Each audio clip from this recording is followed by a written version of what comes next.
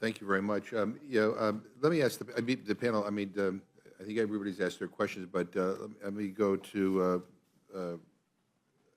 Professor Robertson and Ms. Schwartz and Chief again. If there's any final things that you want to say for the record before I yield to Mr. Cole for his closing remarks, and I'll make a final statement as well. So, Professor Robertson, anything that you want to add for the record of the hearing? Yeah, thank you, Congressman. I'd just like to add maybe a little bit by way of response to a couple questions that members of the committee asked a minute or so ago, including this most recent comment by Congressman Colin to sort of reinforce the point that he made. I think it's important to remember that one avenue that was closed in pursuing this right to tribes in general, but to the Cherokee Nation in particular, was the judicial route. It's important to remember that the case that gave us the phrase domestic dependent nation was a jurisdictional case in which the Supreme Court said squarely to the Cherokee Nation, you can't bring federal lawsuits. And that case gets dismissed, and then Georgia's imposition of its laws gets challenged by a non-Indian who's imprisoned, and there's sort of a way around it. But it's unclear to me how this claim would have been pursued had the Cherokee Nation chose to, prior to the modern era when the federal government's been much more open to claims by Native tribes. In response to a couple questions that Mr. Burgess raised, one having to do with Senate imposition of obligations on the House of Representatives. I think it's important to note that that was actually in the Native American law sphere commonplace prior to 1871. Every time the Senate negotiated, or rather ratified a treaty that the executive had negotiated, virtually without exception, there was some funding obligation, and the House would have to sit down and figure out where to find the money. This won't sound surprising to you all. But in 1871, in the Indian Appropriations Act, Congress insisted on the inclusion of a provision saying we're not doing treaties anymore. From now on, we'll continue to negotiate with tribes, but we're going to call them statutes so that we can have a say in what the terms are. The Treaty of New Echota from 1835 fell squarely in the middle of the period when it was commonplace for obligations like this to be placed on the House by the Senate. And I think it's important to sort of have that historical context when figuring out how to implement that right today and maybe put ourselves back into that early 19th century framework, because the tribe shouldn't be penalized because the Congress operates differently today. They should, it seems to me, be able to benefit from whatever the status quo was at the time that the treaty was negotiated. The last point I'll make has to do with the question from Congressman Burgess about the representatives and delegates from the Dakotas. I think the point's a fair one, but there's a difference when dealing with the Cherokee Nation and Oklahoma. When North and South Dakota became states, they essentially replaced the territory. And so it made sense for the position of delegate to terminate and for the position of representative to replace it. When Oklahoma became a state, that had no impact on the continuing existence of the tribes. They continued to exist as governments. They continued to function through the 20th century. And so because it's a different situation, it seems to me that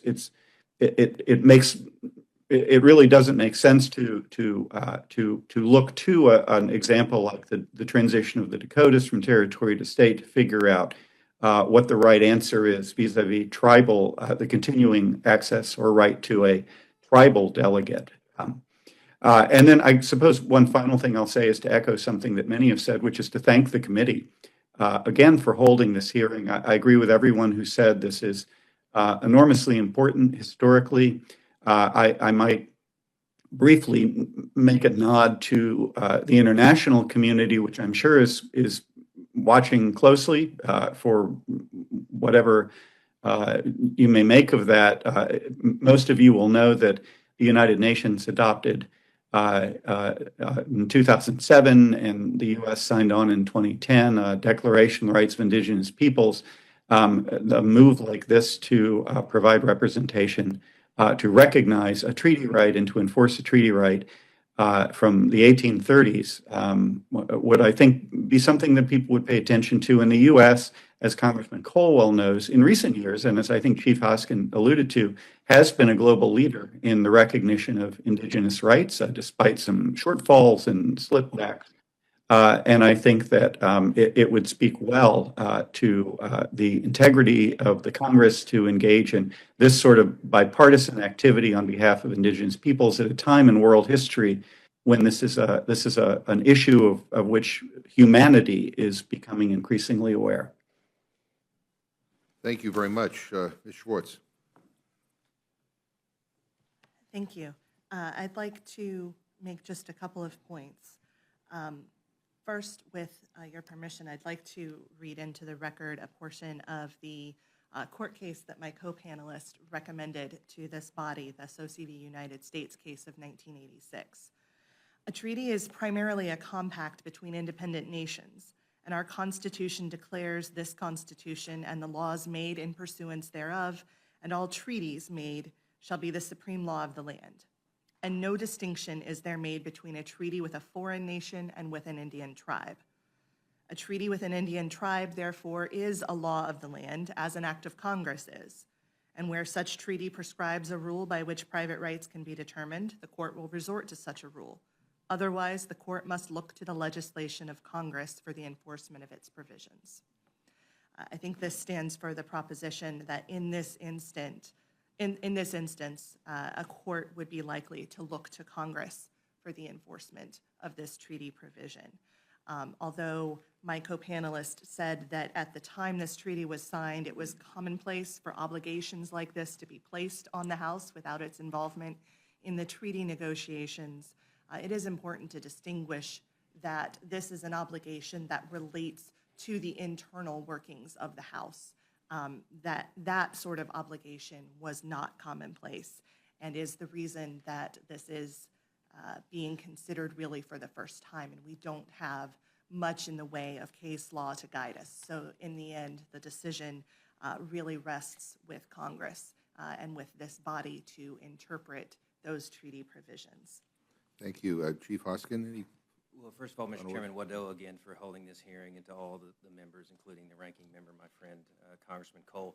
Specifically, Congressman Cole mentioned earlier something very important in the broad scheme, and specifically to Congressman Raskin's questions about successor and interest. The Arkansas Riverbed case, which I think you were referencing, is an example of Congress doing the right thing to resolve an issue. I would, though, use that to direct you to an opportunity to resolve the successor and interest issue. The Congress dealt with that in the preamble, the early part of that statute. It's a good resource to resolve this issue in the favor of the Cherokee Nation. More broadly, Mr. Chairman, members, if we start from the idea that the United States always intended to keep this promise, that it always intended what it meant, then we have to get Kim Teehee seated. And I would think there's universal recognition of that. If that's the case, then and if we recognize that the treaty is the supreme law of the land, it carries the weight of law, then I think the Congress is duty-bound to seat Kim Teehee. I know there's questions about the manner in which she's seated, very good questions raised today, but I think the conclusion is inescapable, and I think that conclusion can be reached in this calendar year, and it is my hope as Chief of the Cherokee Nation that we achieve that, and I appreciate it. Thank you.